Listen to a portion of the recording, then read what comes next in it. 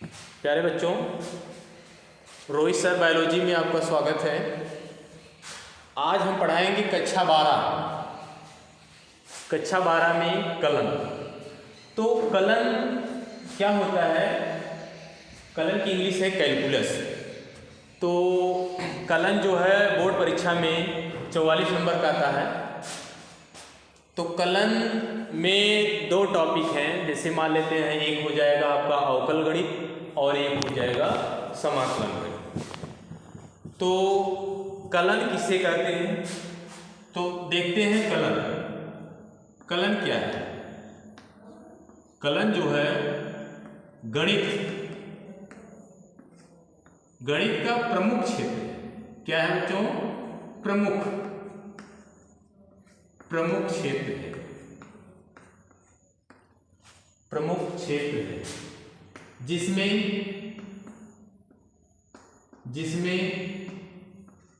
राशियों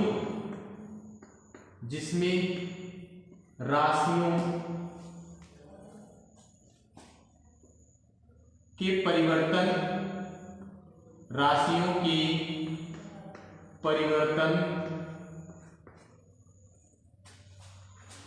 का गणितीय अध्ययन किया जाता है।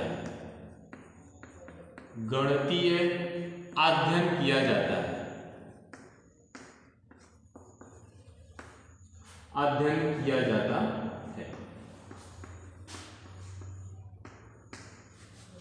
तो इसमें ये देखना है, ये राशियों की बात कहा है। तो राशियों में जैसे x y z हो गया, u v w हो गया और एस टी हो गया। तो क्या होता है, समय के साथ साथ जो है इसमें परिवर्तन होता रहता है। तो ये इसकी दो शाखाएं हैं, कलन की दो शाखाएं होती हैं। तो शाखाएं की बात करें, पहला है अवकल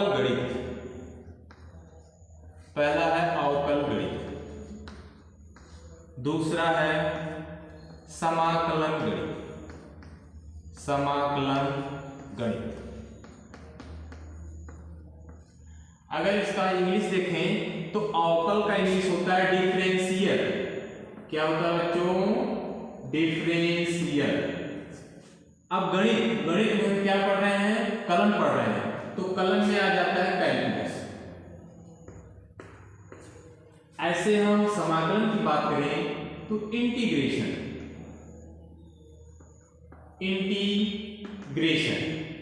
तो गणित को ही कैलकुलस, ये टॉपिक हम कैलकुलस पढ़ा रहे हैं, मतलब कलन पढ़ा रहे हैं।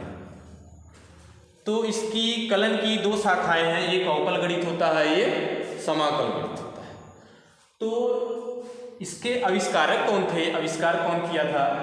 तो इस पे थोड़ा देखते हैं। जो आविष्कारक थे इसके, जो आविष्कार किए हैं,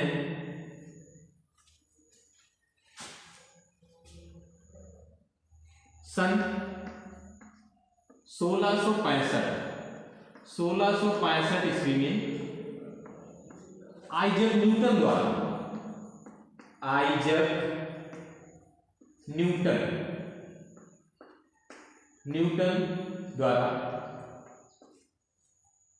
आविष्कार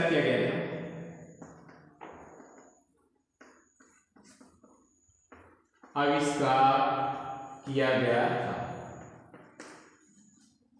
तो इन्होंने इसमें ये देखा कि इसमें दो शाखाएं मिल रही हैं। कौन कौन सी? एक अवकल और एक समाकल। तो बच्चों इसको आप लोग स्क्रीनशॉट ले सकते हो। फिर इसमें देखते हैं अवकल क्या होता है और समाकलन क्या होता है।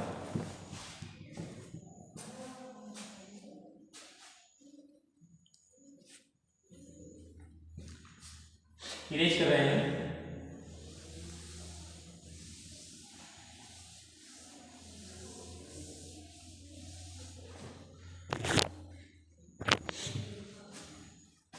पढ़ेंगे अवकल गणित।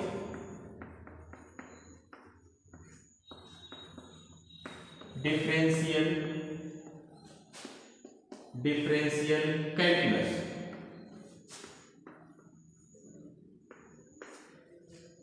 इस पे आप लोग कंफ्यूजन मत होना। जैसे इसमें गणित मैथमेटिक्स में होता है, लेकिन कैलकुलस हम क्या पढ़ा रहे हैं, कलन। तो कलन जो होता है हमारा, ये डिफरेंशियल कैलकुलस, मतलब अवकल गणित जब पढ़ा रहे हैं तो इसका मतलब हम डिफरेंशियल कैलकुलस पढ़ा रहे हैं।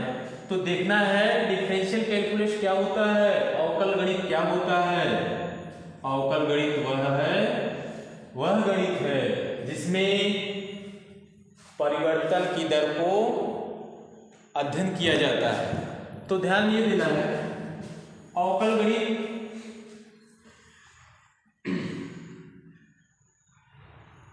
गणित जो है कक्षा 11 पढ़ाया गया होगा आप लोग को, अवकलज उसमें सीमा और सततता में पढ़ाया जाता था, सततता में, कि उसमें ये फार्मूला बताया गया होगा कि dy/dx equal to limit h tends to 0 function of x plus h minus fx upon h। इसके अकॉर्डिंग हम क्या करेंगे, dy/dx का मान निकालेंगे।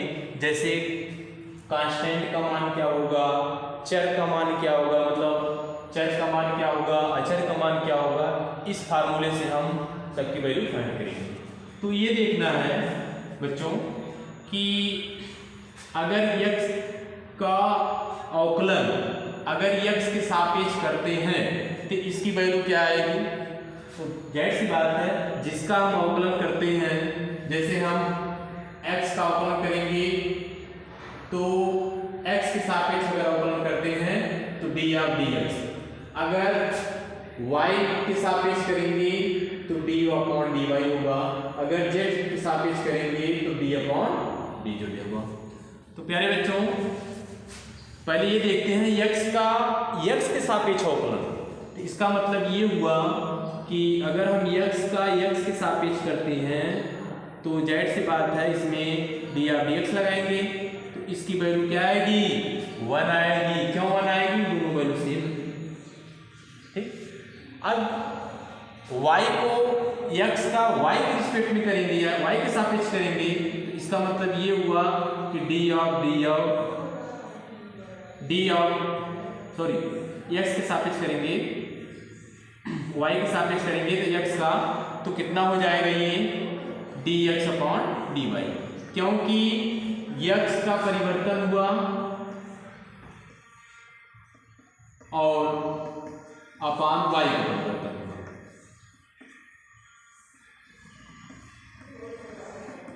ठीक है, तो ये ध्यान देना है। आप देखिएगा, अब इसमें फार्मूला आ जाता है। फार्मूला ये पहला है कि d/dx x के पावर n, तो क्या होता है n x के पावर n-1। ध्यान देना है कि अवकलन में जो होता है पावर घटती है और समाकलन में पावर जुड़ती है। जो पावर जुड़ती है समाकलन में वो अपान में होता है, लेकिन अवकलन क्या करता है कि जो पावर आती है इनटू में आ जाता है, उसके बाद पावर में ये कम हो जाता है। अवकलन मीन्स हुआ घटाना, समाकलन मीन्स हुआ जोड़ना।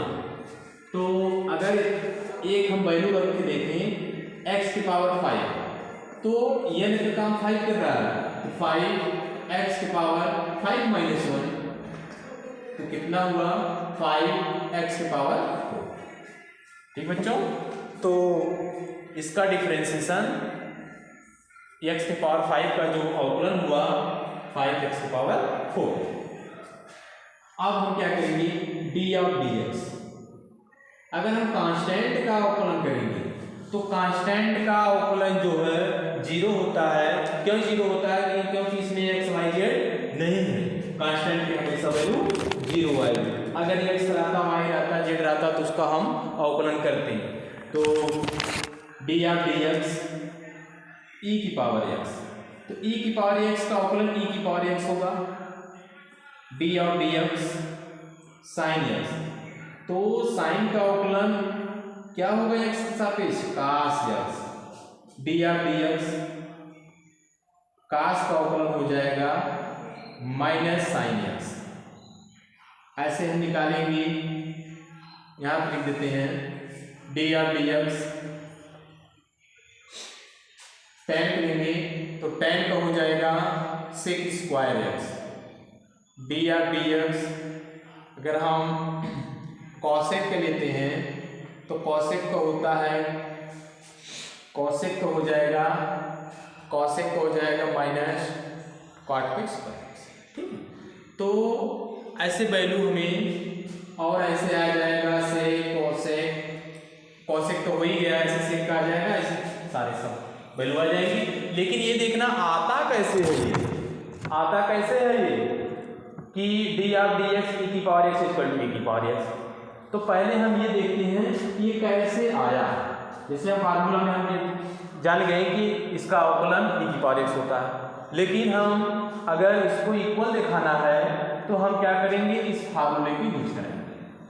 तो ये फार्मूले की यूज कराने का मकसद ये हुआ कि इसका अवकलन ई की पावर एक्स का अवकलन ई की पावर एक्स, अगर एक्स के सापेक्ष हम अवकलन करते हैं तो ई की पावर एक्स आना चाहिए, अगर हम साइन का अवकलन एक्स के सापेक्ष करते हैं तो cos एक्स आना चाहिए। तो देखते हैं इसको, आप लोग इसको साथ ले सकते हैं।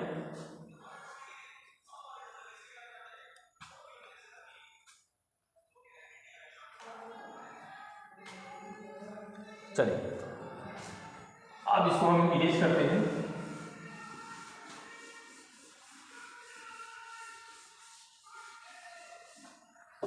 ध्यान देना बच्चों कि मान लेते हैं, माना जो y है वो e की पावर एक्स, हमें लाना क्या है, हमें ये लाना है कि D R D X Y, इसका मतलब हुआ D R D X E की पावर एक्स की जो वैल्यू आएगी ई की पावर एक्स के बराबर होगी। तो ध्यान देना है कि इस फार्मूले से हम यूज कराएंगे तो y इक्वल टू ई की पावर एक्स हुआ, तो ये किसके बराबर है, एफ एक्स के। अगर y एफ एक्स के बराबर है तो इसको हम लिख सकते हैं y equal f x equal to y equal to e की पावर एक्स। ऐसे हम लिखेंगे function of x plus h. तो x प्लस एच ये हुआ कि जहां जहां x है वहां क्या हो जाएगा, x प्लस एच हो जाएगा, तो e की पावर x प्लस एच। ठीक, तो फार्मूला हम जानते हैं कि dy अपॉन dx, तो y का काम क्या कर रहा है, e की पावर x कर रहा है, तो D R D X E की पावर एक्स इक्वल टू क्या होता है फार्मूले में, limit h tends to 0 function of x plus h. तो function of x plus h की वैल्यू क्या है, e की पावर x प्लस एच, तो यहाँ हम रखेंगे e की power x plus H minus F x की वैल्यू क्या है, e की power x upon h, h फार्मूले से। अब क्या करना है, इसको हमें सरलीकरण करना है, मतलब सरल करना है। तो ध्यान दीजिएगा D Y upon D X equal to ये हो जाएगा लिमिट h टेंड्स टू 0। अब देखिएगा e की पावर x प्लस एच, अगर बेस समान है, पावर जुड़ी है, तो इसको अलग अलग कर सकते हैं, जैसे e की पावर x इंटू e की पावर h। क्यों, क्योंकि बेस समान रहता है तो घाते जुड़ जाती है। तो जैसे हम बेस अलग अलग कर दिए, अगर इसको देखें तो कौन होगा, माइनस e की पावर x अपॉन h। देखिएगा बच्चों दोनों में e की पावर x कॉमन है, तो e की पावर अगर x हम कॉमन लेते हैं, limit h tends to 0 e की पावर x कॉमन ले लिए तो e की power h minus 1 upon h। अब आते हैं कक्षा 11 में पढ़ाया गया था चरघातांकी श्रेणी। तो चरघातांकी श्रेणी में जो बताया गया था, क्या बताया गया था, चरघातांकी श्रेणी में क्या बताया गया था कि अगर e की पावर x है तो उसकी value 1 plus x upon factorial 1 x square upon factorial 2, ऐसे आता है एक्स क्यूब अपॉन फैक्टोरियल 3, आपको सोयल कहाँ तक चला जाएगा, एक्स की power n upon factorial n। तो ध्यान देना है कि अगर हम जहाँ जहाँ x है वहाँ h रख दें, e की पावर x कितना हो जाएगा, 1 plus h upon factorial 1 h square upon factorial 2 plus h cube upon factorial 3 plus up to so on plus x की power n upon factorial n। तो e की पावर h यहाँ पे ले जाकर रखते हैं तो हो जाएगा dy upon dx equal to ये हो जाएगा लिमिट h टेंड्स टू 0 ई की पावर एक्स बाहर रहेगा, ई की पावर एच की वैल्यू है 1 plus H upon factorial 1 H square upon factorial 2 up to so N कहाँ तक जाएगा -1 अपान एच। ध्यान दीजिएगा बच्चों, -1 से +1 गायब हो जाएगा, क्या बचेगा इधर लिख देते हैं। तो ध्यान दीजिए ये हो जाएगा dy upon dx equal to limit h tends to 0 e की पावर x। तो यहाँ बचा h फैक्टोरियल 1 की वैल्यू 1 होती है, h square upon factorial 2 up to so n ऐसे लिख देते हैं अपान h। एक काम करते हैं, अंश में जो है h कॉमन ले लेते हैं और हर तो दिया है, तो dy upon dx limit h tends to 0 e की पावर x। अगर हम h कॉमन करेंगे तो यहाँ बचेगा 1 plus h square upon factorial 2 up to so n upon h। तो h से h कैंसिल हो जाएगा, क्या बचेगा dy upon dx equal to limit h tends to 0 e की पावर x। अब देखिए इसका मल्टीप्लाई इसमें करेंगे तो एक बार 1 में मल्टीप्लाई किए हैं, एक बार किसमें करेंगे इसमें करेंगे, तो कर देते हैं प्लस e की power x h square upon factorial 2 up to so n। अब ध्यान ये देना है कि लिमिट रखना है हमें, एक बार लिमिट इसमें रखते हैं एक बार लिमिट इसमें रखते हैं। तो dy upon dx equal to limit h times to 0 e की पावर x, एक बार इसमें रखेंगे 1 मल्टीप्लाइज होगा तो e की पावर x 1 होगा, फिर इसमें करेंगे limit h tends to 0 e की power x h square upon factorial 2 up to so n। तो ध्यान ये देना है कि h टेंड्स टू 0 इसका मतलब h इक्वल टू 0, ये टर्म 0 हो जाएगा, ये टर्म जो है इसमें h नहीं है ये 0 नहीं होगा तो ये बाहर हो जाएगा। तो dy upon dx equal to e की पावर x प्लस 0, तो कितना हुआ dy अपॉन dx e की पावर x। तो y की वैल्यू क्या माने थे e की पावर x रख देते हैं, तो dy अपॉन dx e की पावर x इक्वल टू हो जाएगा e की पावर x।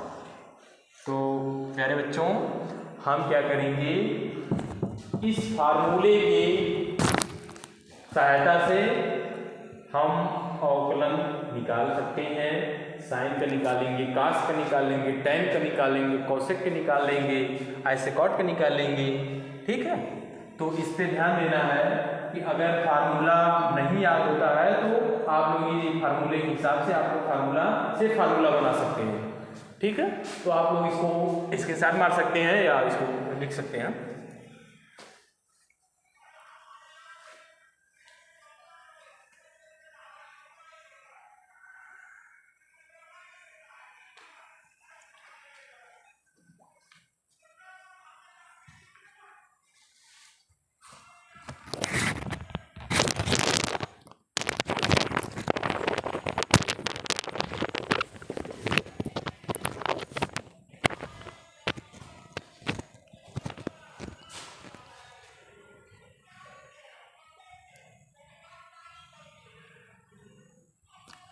चलिए अब हम पढ़ेंगे समाकलन। तो समाकलन क्या होता है, समाकलन क्या होता है,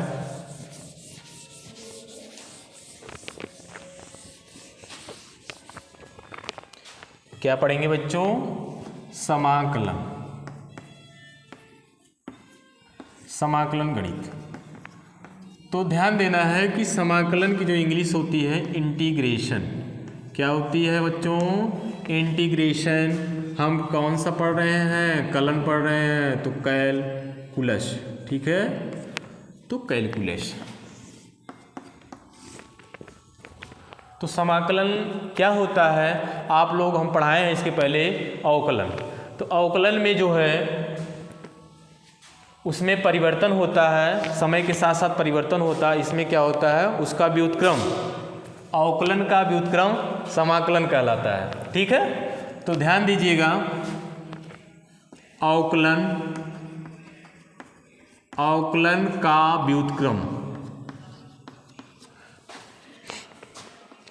व्युत्क्रम समाकलन कहलाता है। अवकलन का व्युत्क्रम समाकलन कहलाता है। जैसे अब इसमें ये देखना है कि इसको हम किससे प्रदर्शित करते हैं, समाकलन को इससे प्रदर्शित करते हैं। ध्यान दीजिएगा, समाकलन जो है ये इससे प्रदर्शित किया जाता है। तो ये देखते हैं, जैसे मान लेते हैं अभी पढ़ाए हैं अवकलन। अवकलन में जो होता था डी ऑफ डी एक्स के पावर एन का जब अवकलन करते थे तो एन एक्स के पावर एन -1 होता था। मतलब इसमें पावर घट रही है, एक पावर इनटू में आ रहा है, पावर माइनस हो रहा है। अब इसका व्युत्क्रम मतलब ये हुआ कि अब अगर इसका हम समाकलन करते हैं तो क्या रिजल्ट आता है, तो समाकलन में आएगा एक्स के पावर, इसके पहले बताए थे कि समाकलन में पावर जुड़ती है, जो पावर जुड़ता है वही अपान में आ जाता है और ये इसके साथ एक कांस्टेंट लग जाता है। क्यों कांस्टेंट लगता है, क्योंकि हम अनिश्चित समाकलन पढ़ रहे हैं, निश्चित समाकलन नहीं पढ़ रहे हैं। जब निश्चित समाकलन पढ़ेंगे तो यहाँ जो है इसमें लिमिट दी रहेगी, a to b हमें फाइंड करिए या b to c फाइंड करिए या 0 से इन्फिनाइट करिए या इन्फिनाइट से 0 करिए, जो भी होगा। तो इसलिए जो है उसमें c नहीं लगेगा, ये जो है अनिश्चित समाकलन पढ़ रहे हैं इसमें c लगेगा। तो देखिए अपोजिट हुआ कि नहीं हुआ। जैसे इसमें n x के पावर n -1 है, इसमें क्या हुआ x यानी +1 मतलब एक जुड़ रहा है और इसमें एक घट रहा है, तो व्युत्क्रम हुआ ना। तो जैसे अब D of D x constant का इंटीग्रेशन 0 अवकलन 0 होता है कांस्टेंट का, लेकिन इंटीग्रेशन कांस्टेंट का क्या हो जाएगा, तो ध्यान दीजिएगा कांस्टेंट जो होता बाहर आता है dx मतलब 1 × dx। अब इसका अवकलन करेंगे इसके अकॉर्डिंग, तो इसके अकॉर्डिंग होता है सी एक्स प्लस सी, मतलब ये सी डैश ले लेते हैं या C1 ले लेते हैं, क्योंकि ऑलरेडी कांस्टेंट एक लगा है तो इसको अलग हम रखेंगे। ऐसे डी ऑफ डी मतलब इंटीग्रेशन ऑफ साइन एक्स का निकालते हैं, तो साइन का माइनस कास होता है। क्यों, क्योंकि जब हम इसका डिफ्रेंसिएशन देखें तो साइन का डिफ्रेंसिएशन होता है कॉस एक्स होता है, और अगर हम कास का डिफ्रेंसिएशन देखें तो कास का होता था साइन माइनस साइन एक्स। तो जाहिर सी बात है जब कास का माइनस साइन है तो साइन का माइनस कास होगा। व्युत्क्रम हुआ कि नहीं हुआ। तो ये देखना है हमें, अगर अवकलन आ रहा है आप लोग को तो समाकलन भी एकदम इजी होता है, जस्ट अपोजिट उसका होता है। तो ध्यान दीजिएगा, एक क्वेश्चन देखते हैं। जैसे x के पावर n इंटीग्रेशन x के पावर कोई वैल्यू हम रख रहे हैं, जैसे 5 रख रहे हैं या 6 रख लें, 6 रख लेते हैं, तो जाहिर सी बात है समाकलन में क्या होता है, पावर ऐड होती है, जो पावर ऐड होती है अपान में भी आता है हुई, तो होता है x के पावर 6 + 1 अपान 6 + 1 प्लस c, तो कितना हो जाएगा x के पावर 7 अपान 7 प्लस c। अब अगर ये निगेटिव पावर रहे तो क्या वैल्यू आएगी, x के पावर -7 है अगर, तो इसको हम लिख सकते हैं x के पावर, सेम वही प्रोसेस, 7 + 1 -7 + 1 प्लस c, तो कितना हुआ ये x के पावर -6, ये -6 प्लस c, तो इसको हम लिख सकते हैं 1 अपान 6 x के पावर 6 प्लस c। यही है समाकलन। तो प्यारे बच्चों, इसको आप लोग अगर नोट करना हो तो नोट कर लीजिए, स्क्रीनशॉट मारना हो तो स्क्रीनशॉट मार लीजिए।